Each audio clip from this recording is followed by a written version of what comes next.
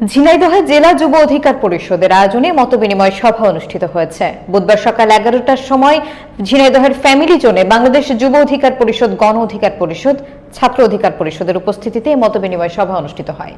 বিস্তারিত থাকছে লিটন হোসেনের প্রতিবেদনে। ক্যামেরায় ছিলেন ইয়ামিন। এ সময় উপস্থিত ছিলেন গণ অধিকার পরিষদের সাধারণ সম্পাদক মোহাম্মদ রাশেদ খান, মোহাম্মদ সাখাওয়াত হোসেন সভাপতি, গণ অধিকার পরিষদ ঝিনাইদহ জেলা এবং সহ শিক্ষা বিষয়ক সম্পাদক কেন্দ্রীয় সংসদ, ইকবাল জাহিদ রাজন সাধারণ সম্পাদক, গণ অধিকার পরিষদ ঝিনাইদহ জেলা শাখা সহ সকল ইউনিয়নের নেতৃবৃন্দ।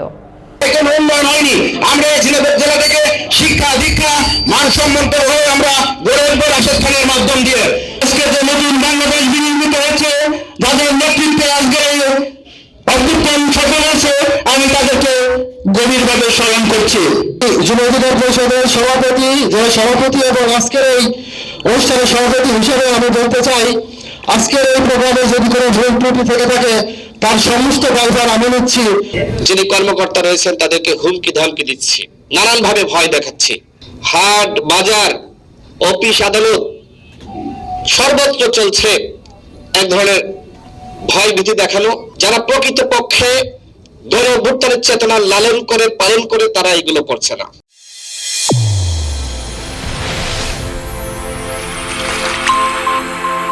চ্যানেল A1 হৃদয়ের স্পন্দন।